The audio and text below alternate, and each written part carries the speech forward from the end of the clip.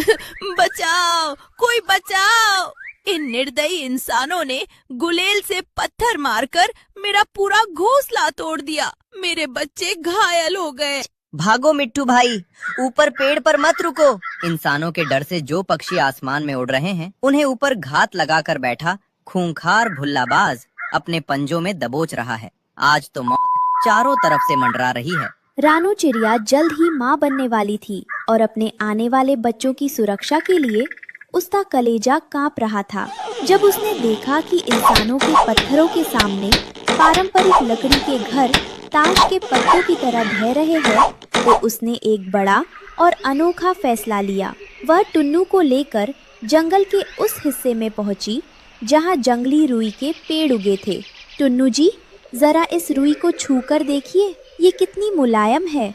हमें पुरानी लकड़ियों का मोह छोड़ना होगा। इस बार हमारा घर लकड़ी का नहीं बल्कि इस जंगली रुई का बनेगा। लेकिन रानो, रुई तो इतनी हल्की होती है कि हवा का एक छोटा सा झोंका भी इसे उड़ा देगा। इस रुई से हमारा घर इंसानों के भारी पत्थरों को कैसे झेलेगा? अकेले रुई उड़ जाएगी टुन्नू जी, लेकिन अगर हम अपना दिमाग लगाए तो यही रुई लोहे से भी मजबूत दीवार बन सकती है।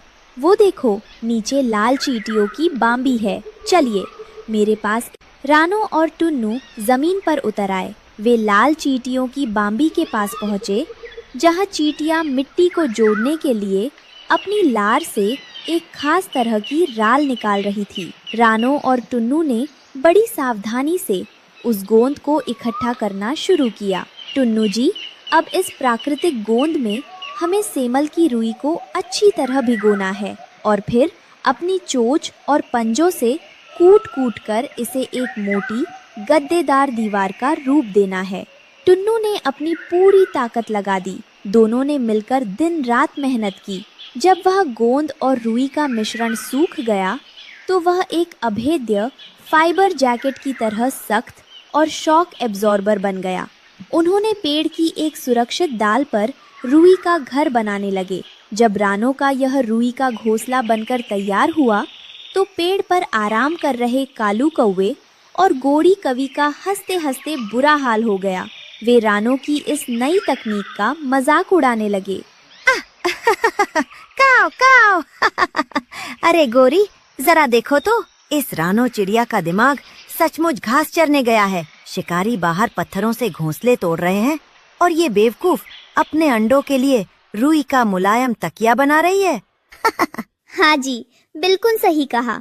अरे ओ टुन्नू, इस रुई के घोंसले जब इंसानों का एक पत्थर पड़ेगा ना, तो तुम्हारी इस रुई के परखच्चे हवा में उड़ जाएंगे। कालू भाई, गोरी बहन, हंस लो जितना हंसना है। ये रुई का घर सिर्फ एक घोंसला नहीं, एक माँ की ममता का अभेद्य किला है। जब आफत आएगी तब पता चलेगा कि असली समझदार कौन था। दोपहर के समय वही शिकारी इंसान अपनी भारी भरकम गुलेल लेकर सीधे कालू कौवे के पेड़ के नीचे आ धमके। कालू अपनी अकर में लकड़ी के ऊंचे घोंसले में बैठा हुआ था। तभी एक शिकारी की नजर कालू के काले घोंसले पर पड़ी। तभी गुलेल खींचने की जोरदार आवाज आती है। चर! वो देखो, ऊपर पेड़ की चोटी पर एक बड़ा घोंसला है। मारो निशाना। भारी पत्थर सीधे कालू के घोंसले से टकराता है। अरे बाप रे, मर गया, मेरा घोंसला टूट गया। भागो गोरी, भागो।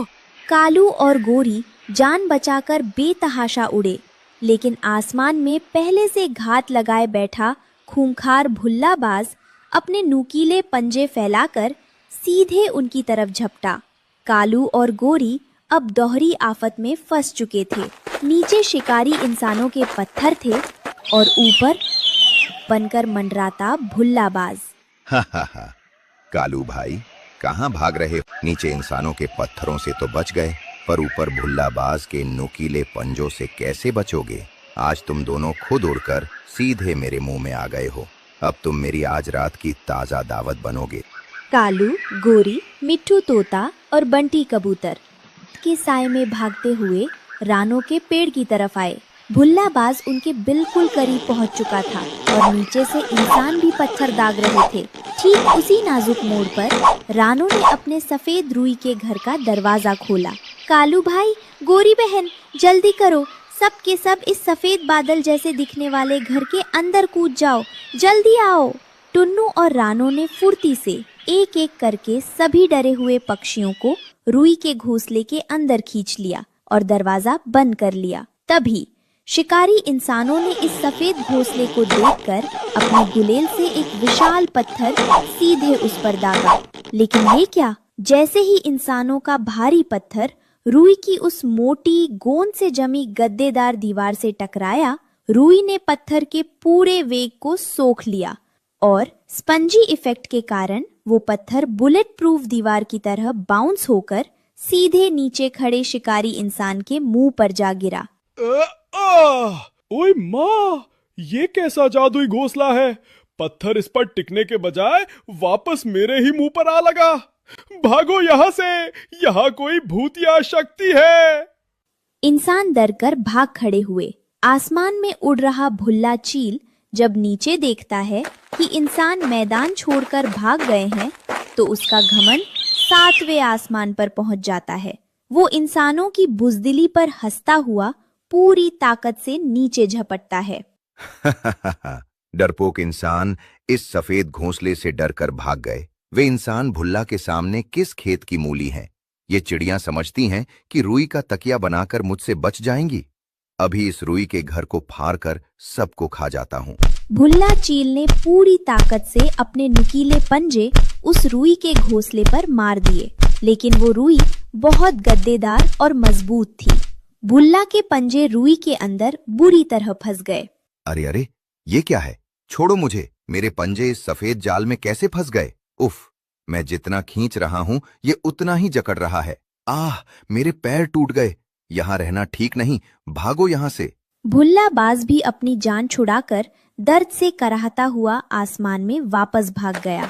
शाम को जब शिकारी इंसान और भुल्लाबाज जंगल से हमेशा के लिए भाग गए, तो रानो ने अपने किले का दरवाजा खोला।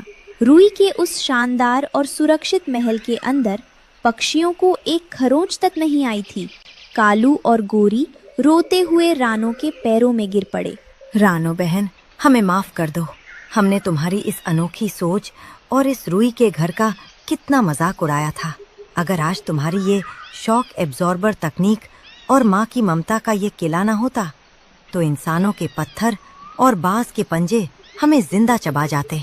तुम सचमुच महान हो। हाँ रानो बहन, तुम्हारी इस सूझबूझ ने आज पूरे सुंदरवन के बच्चों को नया जीवन दान दिया है। कालू भाई, गोरी बहन, अब पुरानी बातें भूल जाओ। जब मुसीबतें नई और अनोखी हों, तो पुरानी लकड़ियों की लीक को छोड़ना ही पड़ता है।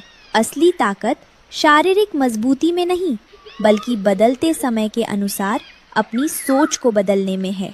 कुछ ही दिनों बाद रानो के उसी सुरक्षित और गद्देदार रुई के किले में सुंदर सुंदर बच्चों के चहकने की आवाज गूंज उठी।